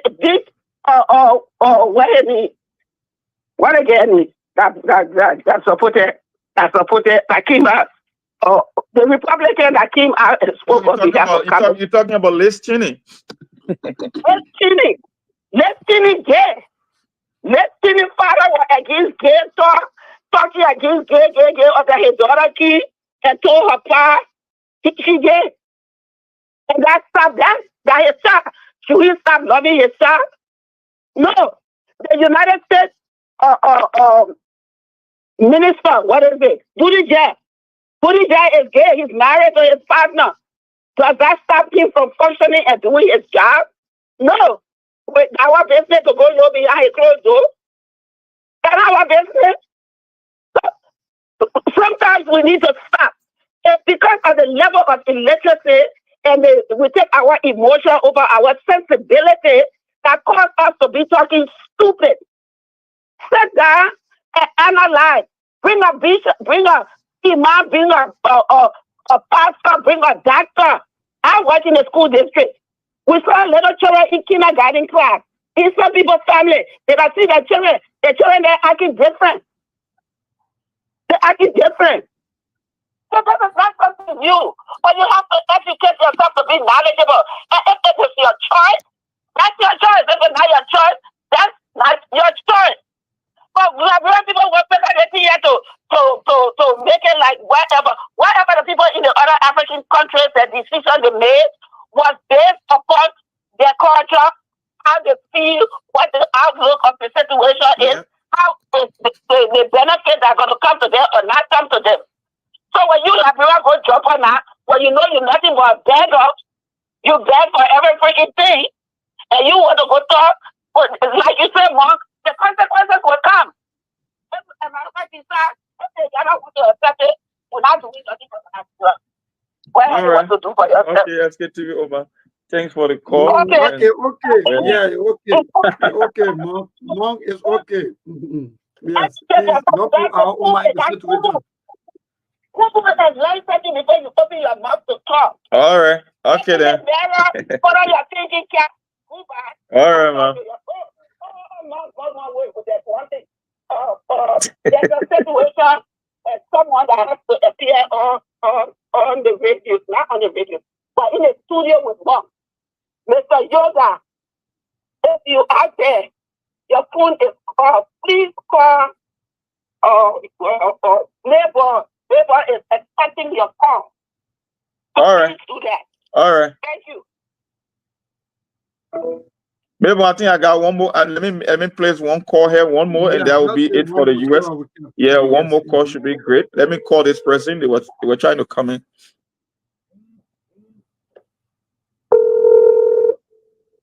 Yeah, you are live on SKTV. Your name and where you calling from? Mom, Favor from Seattle. Oh, okay, thanks. Thanks for calling. Yeah, you are live. Go ahead. Yeah, but I just want to throw a little light on the gay issue, man. You know, this thing been in existence since the creation, man, of mankind. You know, if you see the beginning of the Bible before even Adam, before Eve, there was how they call it, all the angels you were hearing during those days that were hanging out with God, they were all men. No little angel. So my question here is, during those days, now how those angels, those men and teenagers, when there was no woman, how they were eating themselves. So just know that the gay thing is just being in existence from the day of creation. Yeah, it is not strange. Right now I'm downtown Seattle. Every building, all these skyscrapers, you see the gay flag everywhere. Even downtown, we're seeing it now. It's becoming stand up. The thing is everywhere, my brother. They put cats on the wall. They don't want to get the capital, man. They're like, bro, if you continue being a beggar, always to me, go with your master. Yeah. Thank you, my mom. Thank you, brother. Yeah. Well, so, I think wait. Hello? Yeah. You calling? Long time though. Yeah, hello? Yeah, that's it, Ben. Ben, how are you? Oh, Ben's on the line. Ben, you will be the last caller now. I think we are sitting our limit. We've got 5 or 6 minutes. So just wrap it up for the last. All right, thank you. Yeah. All right. Okay, so first of all, why it is true, we agree that gays been around 100 years ago. Yeah, it's one thing that sometimes as a white man does that can be very much I don't even know how to even describe it. It can be so wrong to the African man. So during the conference, there were a few things that they took out of the conference. One was for a man to marry more than one woman. That is called polygamy, right, in Africa. That is one of the oldest forms of marriage. But you know why they took it out? Because this is what black people are used to doing. What sometimes hurts some of us is that, yes, when you are bringing your white thing to us, allow some of our black stuff to stay. But instead, they went to the church, remove polygamy thing. Men can marry more than one woman, but yes, it's okay for men to marry a man. Well, how dumb is that? At least if they had just left everything open, then people can say yes. Let's listen to them. But I have one last question for you guys. So if the whole gay thing would not have happened, would the Bible still be true?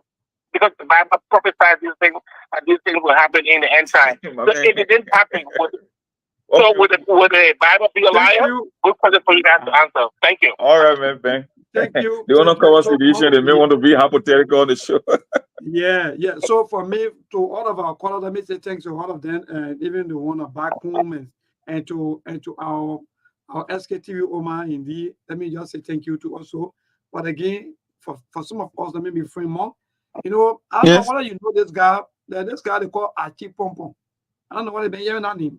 Yeah, the guy that set himself ablaze, right? If I'm not mistaken, right? Good. He was one of the champions of the entire same-sex marriage, advocates, and so forth. By that time, we were at Asma Street, 2FM. When he went there to talk about this, in less than 10 or 15 minutes time, the entire compound of 2FM outside, everywhere were flooded with people. And he escaped, police went there, they carried him. Today, a new thing happened to him. Just because of salary today, you can no longer recognize Achi Pompom anymore. So we just try to tell some of you that if you want to come out to support this thing, come out with a bold face. Don't hide behind anything. Say you feel that it's good. Nobody saying that it's not your right, though, but I know you're saying that it's good for it to be practiced. Let your children know the record you set. Let your family know the record you set. Post it on your page and say, for me, I stand for this, and this is good.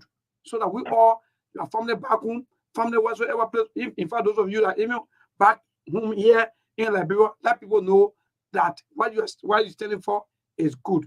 So again, please, like the last caller said, Monk, people will get rid of certain things and to bring certain things. They will get rid of, like for example, in talking about men marrying 1, 2 to 3 wives or women, they say it's bad. Women that will produce, they say that one not good. But men that will not produce, they say that one good. Me, Mabel, I'm gonna go to school, waste all my time to go get master, get PhD, get doctorate degree. Then I go see myself into some kind of a thing. But again, my brother, I close on this. So to all of you, please, if you are supporting these things, nobody says it's not your right. But please let us know. Make it known to the world that you stand for this and this is right. Don't be hiding behind anything. Don't be insulting and don't be hiding behind anybody. Come out with a bold face, the same way we are doing right now. Now, how we want you to come out and say, yes, I stand for this and this is right and I want this to pass. Thank you. Before we close the show today, we just want to get a few things. Yeah. I think Riverside Pro was the caller that really settled this thing. The only problem we got, we told you that the government is the one that set the agenda for our country, right? You got civil society, you got religious institution. Because the pastor was speaking, I have to say he speaks for the Methodist Church. No, you are an agent of the church in Liberia. Maybe you don't understand that. You are not the one that set the agenda. And Riverside Pro said it right. Everything, whether it's about law, whether it's about politics, everything is done with an agenda. There were certain people, look, like I said, the issue of homosexuality, right? The issue of prostitution, these are things that are older as compared to the human species. They've been on planet for thousands or millions of years. The only difference now is there are certain group of people that want to make a mainstream. Look, homosexuality, they've been happening in Liberia, in Africa. They got thousands, millions of people, I will not say million, maybe thousands that are doing it behind closed door. But there's a different thing to where they want to take it. And the international powers, the major players, they understand one thing. We are the one with the financial muscle, and we can determine the agenda for the world. So we are going to tie this thing to assistance and aid. That's how it came into politics. And one of the brother called from Seattle, the same thing is happening in Minneapolis here or any part in America. These people, they come with more money, they come with more power. They are the one that head all the institutions. When you are given power, you can change people's life. Now, even in elementary schools, some parents are pushing against it, that they want to teach kids. They bring in drag queen on campus to read books to little children as young as 5 and 6 or 7 years in America. Some people were not accepted, but guess what? The people who make the rules, the one who control the institution, the one that get the most money will be the one to set the agenda. And I gave you an example in Liberia between Madam Sktv administration versus that of Georgia. Madam Sktv people knew things that were behind this stuff. They understood the agenda-driven aspect. But guess what they did? They stood their ground. She told Hillary Clinton, if you cross this line, I will use my veto pen. So you can go and tell your boss man, Barack, we are not all for this. There were countries that stood their ground. Unfortunately, another administration came in and decided to do the complete opposite. My thing here is, when you sign these international laws and treaties, just know that when it comes to the aspect of implementing them, you cannot be protesting against something that you signed up for. That's why you must always do your homework. And we keep saying it on Sktv, when you bring leaders to power that don't have that doesn't have an agenda, that don't understand international or global affairs, these are things that happen.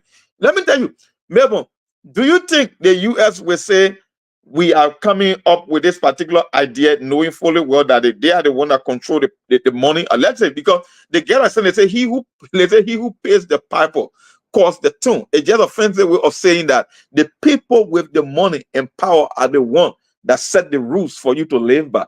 So in Liberia, I will keep telling you, if you are in Liberia or any African country for that matter, just understand that there are a lot of things that are coming your way. And that's going to, let me give you one typical example.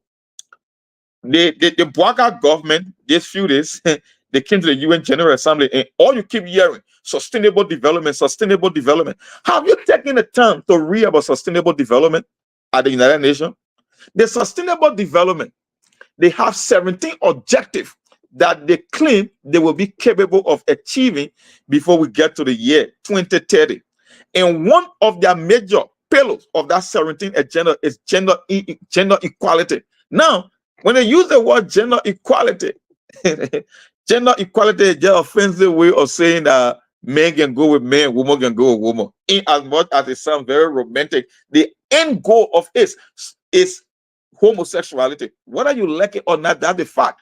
They are telling you that they're coming for gender equality, that they want to mitigate something we call income inequality. They want no poverty. Okay, my thing here is UN was founded in 1945. But by 2030, the UN will be 85 years. You telling me you never achieved the goal of income equality? You were never able to achieve the goal of clean drinking water and ending poverty? You want me to believe in my sound that within the next 6 years you can be able to achieve all these things? No, they are not. They are going to impose it on you. And the reason they are going to impose it on you, because they are the one with the money, they are the one with the resources, they are the one with the power. So get ready for more things coming your way. That's just why it is. And I think I'm going to end the show on this note, that when you sign up, when you sign document, when you go to meetings, when you go to treaties, when you go to international gathering, know exactly. There are things we can do. We bring in good news and we give it to you. We judge it for podcast and connecting people and culture from here and up out of the globe. Qualified people who willing to serve. Blessing that time and that effort are rest. The brothers giving us the end of parents from them. So welcome and life with African. I live with my Master. Play body so I can't Sktv venue. Say my journey, Tina get I say my jamo. And you no money, and more yo. And you love Sktv, the best in Liberia. Sktv, the best in Africa. Sktv, the best in Mama Liberia. Must hold by the lofa and grandmaster. And I didn't ya too many, and I said ya too many, Ena Conakry, Yatumale, Ena Codubois, Yatumale, Ena Guinea, Yatumale, Ena Sadia, Yatumale, Ena Conakry, Yatumale, Ena Codubois, Yatumale, Another Pagayana, Yatumale, Esta Another Pagayana, Toshi Waka Maya Yatumale,